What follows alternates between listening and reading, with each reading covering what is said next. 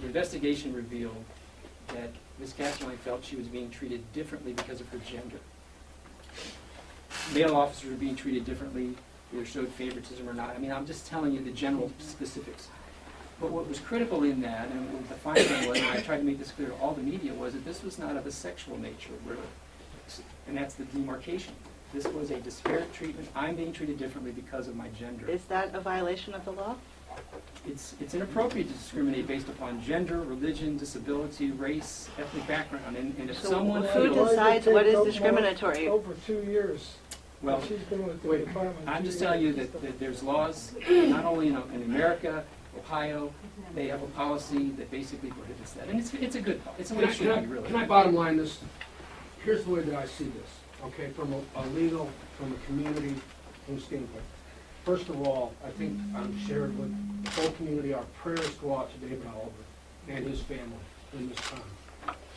I read his statements, I've heard all of the things that are going on. And I think that really what we have here is David Oliver supported the 2-week suspension.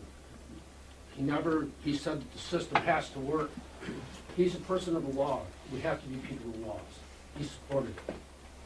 Now at the same time, in that 2-week session, or in that 2-week period, now we have the trustees that are going to accept his resignation. In that statement, he makes a comment about PTSD, okay?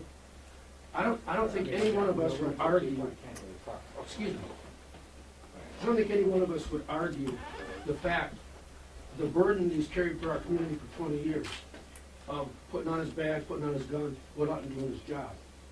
It's even bigger when you have to send your teammates out to do that. It's a huge burden. This man has carried a burden for this community for 20 years. And the fact that we even would accept his resignation, A, before the final results are in, and B, not reach out and make sure he's okay from a mental capacity and essentially offer him assistance from a community of love. I don't think that it's an issue of he said, she said. I don't think it's that at all. I think it's that if there's a 2-week suspension in place, let the findings come out. He's guilty of insensitivity or not being aware. There's training for those things. There's a lot of different items.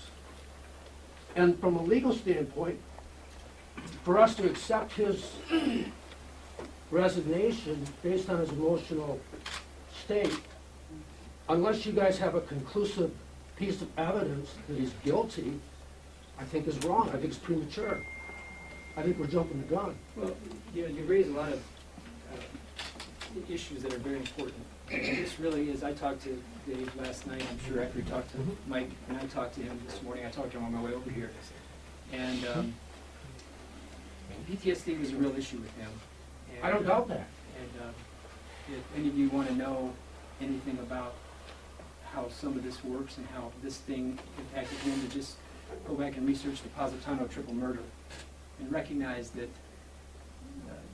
Dave was the lead investigator out in the 10-degree weather when this guy took a hostage after murdering his girlfriend and her son, and took a hostage, and they did their best to save that girl's life. And when they went in at 6 a.m., they found her murdered.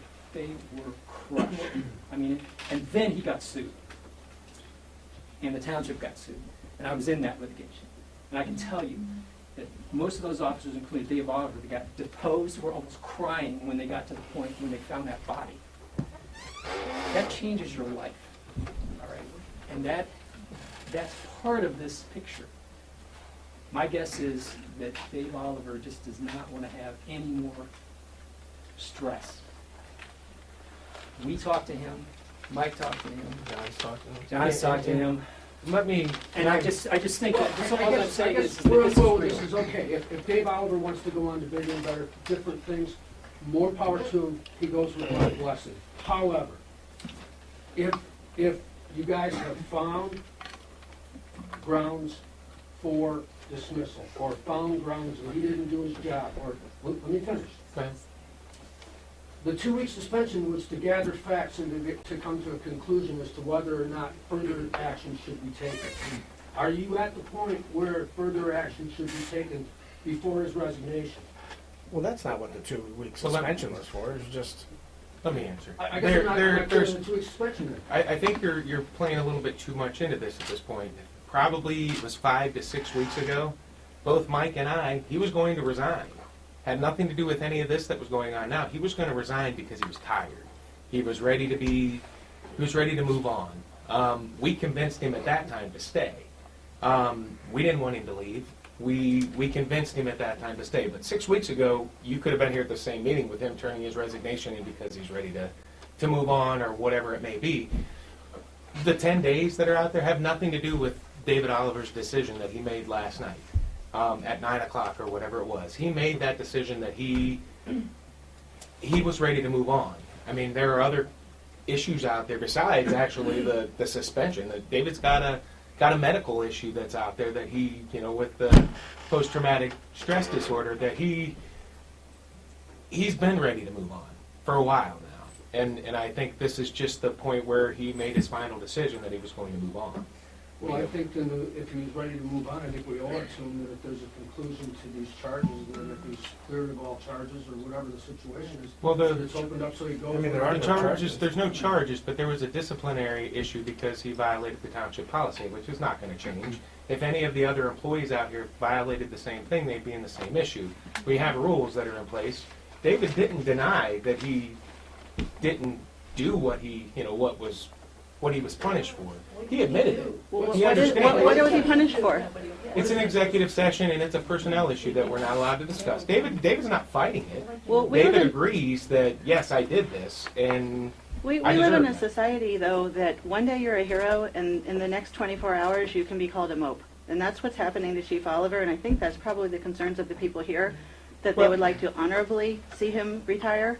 And And there's the- no official Well, he has charges, not. but what I'm concerned about, and I'd like to ask the lawyer, there's a very fine line between what is discriminatory and what is not, and who has the privilege of deciding that?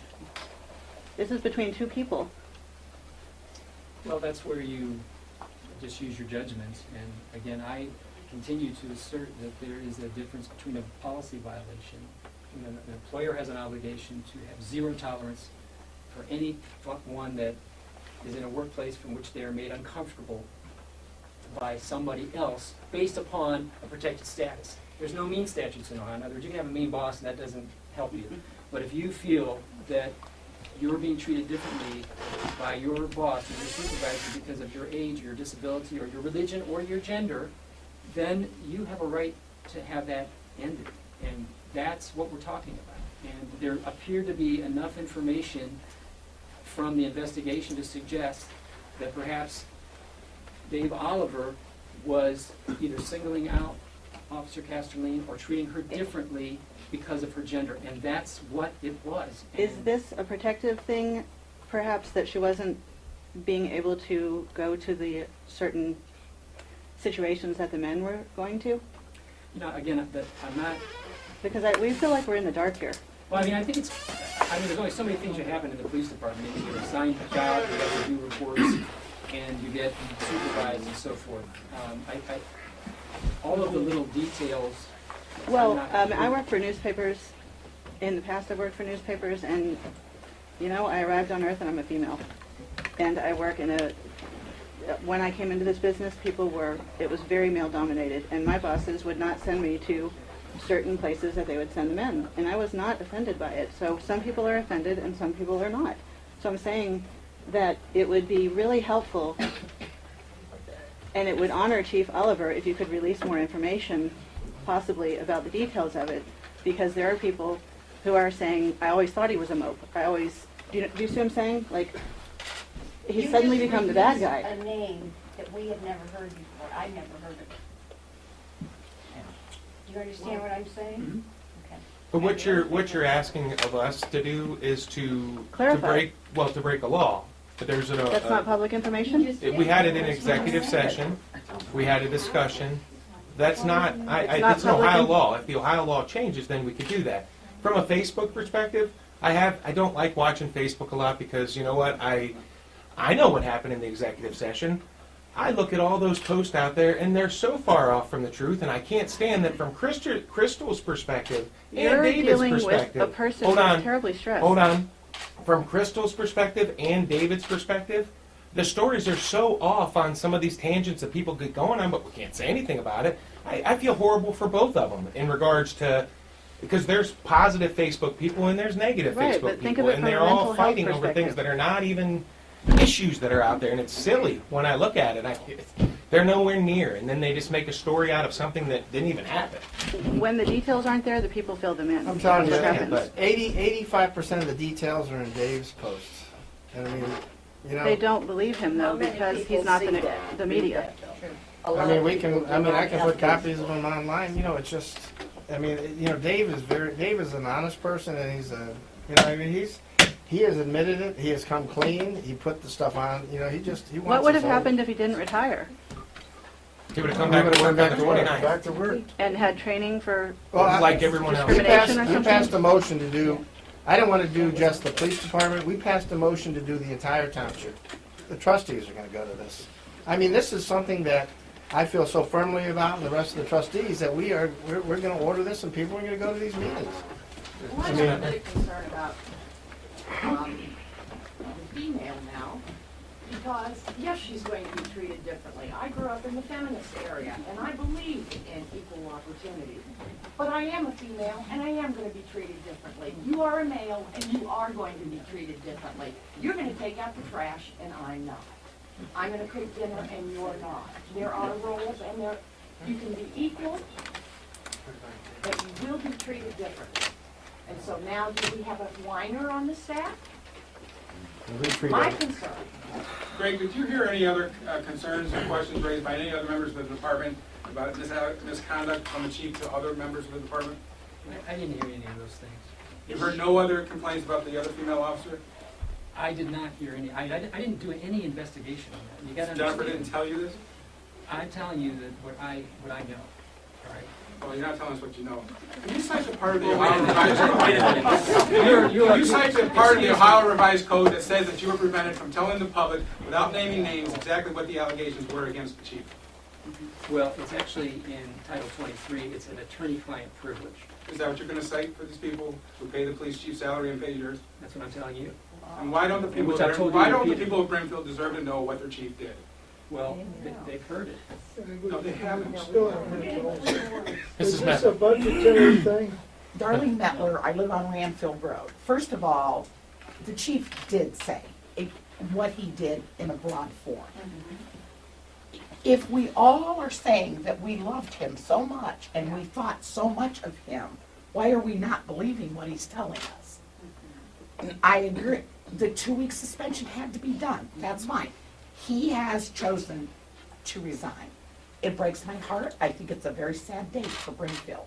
But that was his choice, and I believe that. I don't think anybody twisted his arm or coerced him to resign. You cannot My twist que- Dave's arm. Right. But my question is, because I live here, and he started a lot of really wonderful programs for this community. Shop with Cop, twice a year. The senior breakfast, which is, you know, I get to go to, I'm privileged. And my husband is a Vietnam veteran, and I'm sure there are a lot of others here.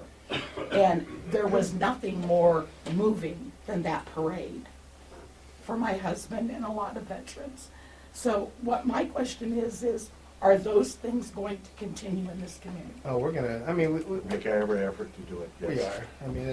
I mean, I saw all the good they did. I mean, I was at a lot of those, and I mean, you know, community's community, and any chance we can get to get everybody together, we are. And I mean, while we're talking about it, you know, we finally rebuilt our road department, and it's good. And we're gonna start having a spring or summer picnic down there at the road department. I mean, community, you know, we gotta get people out of the houses and get together and get to know each other, you know, because the only medium we have is Facebook or this, but I mean, you know, we are a small community, and we're a strong community. We got great safety forces, we got dedicated men and women, and we're gonna protect them, That's right. so.